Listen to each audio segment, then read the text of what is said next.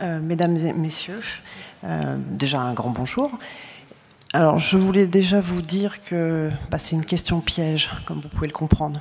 Mais passer l'honneur et la joie qu'on m'ait confié cette question, ça a surtout été un excellent exercice au sein de ma société et vis-à-vis des interlocuteurs au niveau international, experts en simulation.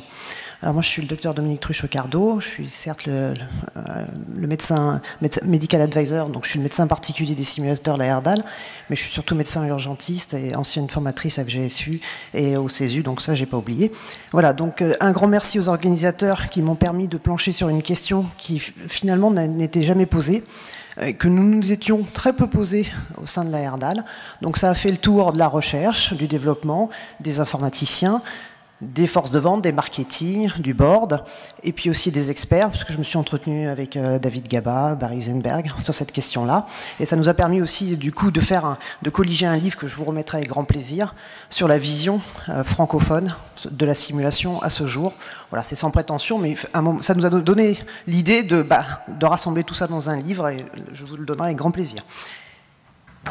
Alors, quoi qu'il en soit, on va donc essayer de traiter la question et sur le temps imparti. Alors je vais vous donner quelques certitudes pour vous donner une grille de lecture pour qu'on puisse ensemble discuter et puis surtout on va ouvrir beaucoup de questions parce que les questions sont quand même bien là et bien présentes. Alors premièrement, on a des certitudes technologiques et industrielles. Je tenais à vous les rappeler parce que c'est peut-être pas inné pour tout le monde de savoir un petit peu ce qui guide la recherche et le développement en technologie, en haute technologie et en haute technologie médicale. Premièrement, il y a une courbe qui est bien connue de tout le monde, avec une première partie où on retrouve des innovateurs et des early adopters, donc c'est des gens qui y croient fort. Alors quoi qu'on soulève comme idée, chez la HERDAL en général, on en a à peu près 15% qui nous disent « Oui, c'est exceptionnel, ça on le veut tout de suite, allez-y, mettez-vous au boulot, faites-le ». Souvenez-vous quand même que pour le développement d'un quelconque simulateur, c'est 10 ans de recherche et développement. Donc là, pour les 15%, on a envie de leur faire plaisir, sauf que vous comprenez bien que rien que sur un point de vue financier et commercial, il faut quand même s'intéresser à la courbe du milieu, et cette courbe-là, c'est ce qui, classiquement, on nous dit intéressant, mais montrez-nous la pertinence, et on va considérer la question. Là, c'est plus de 60%, et puis en plus, il en reste toujours 15% qui nous dit « Non, oubliez ça, nous on a toujours fait comme ça marche bien, on ne changera pas ». Ça, c'est la courbe de base de la réponse humaine à la haute technologie. Alors, ça, c'est la haute technologie en général. Après, on a une autre courbe. Dans l'arrêt cardiaque, on a des courbes de survie, des algorithmes. Et en industrie, en haute technologie médicale, on a aussi une formule de survie qui fait que pour qu'un projet soit viable, survive à lui tout seul, il faut rassembler 3 éléments fondamentaux. Premièrement, il faut qu'on ait de la science derrière pour montrer. Et là, en simulation, autant vous dire que ça n'a pas été facile dans les débuts et que ce n'est toujours pas facile parce qu'il y a quand même beaucoup de littérature, mais elle est de moyenne pertinence pour la plupart des articles. Il faut qu'on montre l'efficience éducationnelle, et là encore, on a besoin de recherche. Il faut absolument intégrer des données, comme l'a décrit McGeegy, avec entre autres du T-cost, parce que les autorités sanitaires vont nous demander très rapidement un coût-efficacité. On a des domaines qu'il faut explorer sur la rétention. Est-ce que la simulation est un bon outil de rétention? Donc là, on a encore de la recherche à faire. Si vous allez dans d'autres critères, il faut absolument essayer de trouver les impacts sur le patient. Après, dernier des 3 facteurs, c'est l'implémentation locale qui, elle, est souvent guidée par la politique et par les lois, notamment en France. Et tout ça, si on réunit ces 3 facteurs-là, on a à la clé du succès et de l'implémentation d'un développement de haute technologie, particulièrement médicale. Ça, c'était les certitudes industrielles. Maintenant, on a des certitudes éducationnelles. Alors, la première des certitudes, il faut se rappeler, c'est David Gaba qui me l'a rappelé, qui l'avait écrit en 2004, c'est que la simulation est une technique, ce n'est pas une technologie. Alors, il faut savoir que on retrouve, c'est une technique à 11 dimensions, ce qui donne 5 puissance 11 possibilités d'acquisition des compétences générales et spécifiques. Ça laisse un champ libre. Mais il faut toujours se rappeler que ce sont les curriculums qui définissent les objectifs pédagogiques, ce sont les objectifs pédagogiques qui guident les contenus pédagogiques, et enfin, les contenus pédagogiques conditionnent les développements techniques des outils pédagogiques, et jamais l'inverse. Il serait illusoire de penser à l'heure actuelle qu'on puisse développer un simulateur, même si ça nous fait très plaisir, haute fidélité, s'il n'y a pas ça en amont. Donc, et toujours, tout commence avec et par les curriculums. Une définition précise des objectifs et des contenus pédagogiques est indispensable pour assurer un développement adapté des simulateurs. Première donnée. Une intégration forte de la simulation dans les curriculums est indispensable pour assurer un développement pérenne des simulateurs. Alors ça, c'était les certitudes. C'est les certitudes qui ont fait foi de loi dans différents endroits. Souvent, on me demande, mais pourquoi les simulateurs sont uniquement développés pour les anglo-saxons et les américains? C'est simplement qu'eux ont compris visiblement ça, puisqu'il y a carrément des textes de loi qui disent que, par exemple, en Angleterre, sur les 2300 heures de pratique, 300 heures seront dédiées aux simulateurs pour les soins infirmiers et les soins des sages-femmes. Aux États-Unis, c'est pareil. Il est recommandé que 20% de la pratique clinique soit sur simulateur. Alors là, on a vu les certitudes. Maintenant, restent les champs d'investigation qui sont extrêmement vastes. Premier champ d'investigation que j'aimerais que nous réfléchissions ensemble, c'est quelle fidélité pour quels apprenants? La question m'était posée sur les simulateurs haute fidélité. Oui, d'accord. On est tous d'accord pour penser qu'un certain degré de fidélité est nécessaire à tous les apprenants. Simplement, si on reprend la théorie d'Alési, on voit qu'au-delà d'un certain niveau de fidélité, l'apprentissage des étudiants novices décline. Il convient donc de définir tous ensemble, premièrement, le point de meilleure efficacité, de meilleure efficience, pardon, et deuxièmement, le point de meilleur apprentissage. Le premier, alors je vais vous le lire pour être sûr de ne rien oublier, le point de meilleure efficience, ça correspond à la fidélité la plus basse, permettant d'acquérir les compétences minimales acceptables pour chacun des niveaux d'expertise. C'est une première voie de recherche et de développement pour les simulateurs. Deuxième point, le point de meilleur apprentissage, ça correspond à la fidélité permettant le meilleur des apprentissages sans égard au coût réel associé. Deuxième voie de développement. Deuxième question, quel contexte spatio-temporel voulons-nous pour notre apprentissage sur simulateur? Premièrement, on se retrouve dans différents endroits, mais au même moment.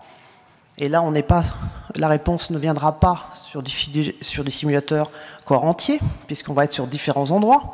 La réponse viendra peut-être par de la vidéoconférence, des cours interactifs. Deuxième réflexion, on veut enseigner à différents moments, en différents endroits. Là, encore, la réponse ne sera pas sur le simulateur patient haute fidélité. Elle sera sur des jeux de rôle électroniques, sur des serious games, sur des systèmes d'investigation personnelle. Troisième question, on veut différents moments, mais à la même place. Là, c'est souvent pour jouer un petit peu sur la part ressources humaines en formateur.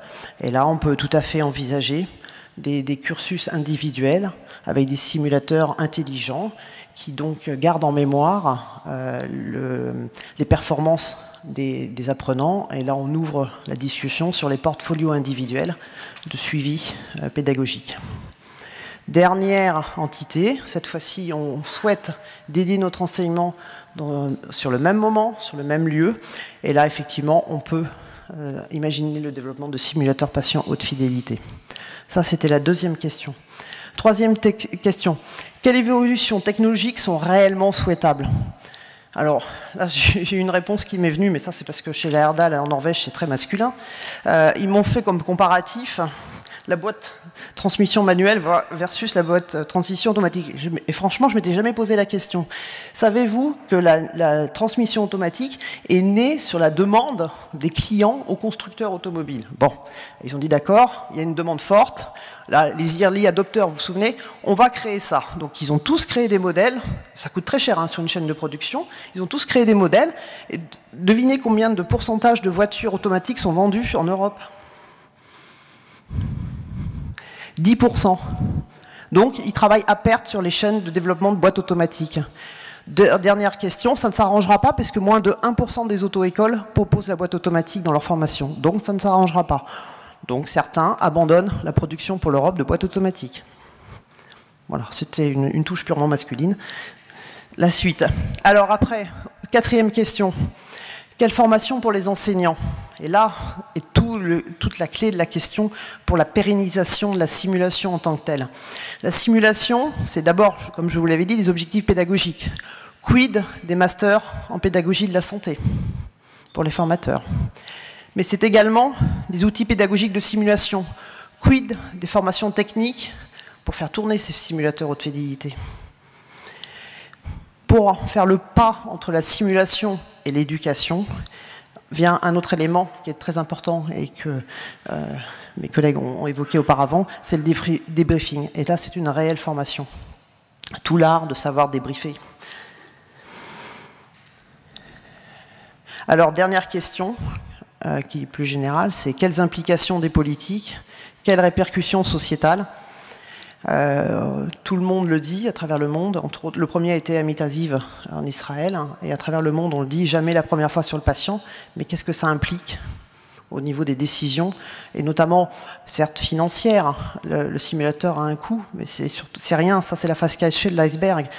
Le reste, c'est le coût des ressources humaines et la disponibilité des ressources pour faire tourner les séances de simulation et pour y participer. Et là, sans cette volonté-là, je ne suis pas très optimiste sur la suite. Alors, je vais quand même vous donner un message subliminal, parce que je pense qu'on m'a invité en tant qu'industriel pour savoir un petit peu ce qui allait se passer dans les popotes de chez Layardal. Donc, je vais vous donner mon message subliminal, vous l'interpréterez, je reste à votre disposition pour en discuter. Et si les orateurs me permettent, je vous montrerai un petit film qui a été une surprise pour moi. On a un directeur de la recherche qui est loin d'être drôle, hein, je vous le promets, c'est vraiment le norvégien. Qui en plus a un nom imprononçable. On l'appellera Helge, parce que le reste c'est à 15 lettres. Donc voilà, et qui m'a fait une gentille réponse avec un film très poétique sur sa vision à lui de l'avenir et de la simulation. Et si vous me le permettez, il fait 4 minutes 40, je vous le montrerai à la suite. Oui, non? Oui, oui, oui. Alors, le message subliminal qui vous laissera réfléchir. Alors, il est clair que pour tout le monde, que ce soit des scientifiques ou de la recherche, l'hypertechnicité, la spécialisation à outrance et l'émiettement des connaissances ne feront que renforcer le caractère holistique intrinsèque de la simulation. Alors, venant quand même d'un pays où on fabrique du bon fromage, donc je suis dans la ligue du reblochon. Voilà, on se demande quand même si la vache virtuelle va nous apporter toutes les garanties qu'on veut lui. Voilà. Donc merci pour votre attention. Je reste à votre disposition évidemment, et je vais vous passer le petit film. Chez Layardal, on a beau parler un peu guttural, on s'amuse des fois.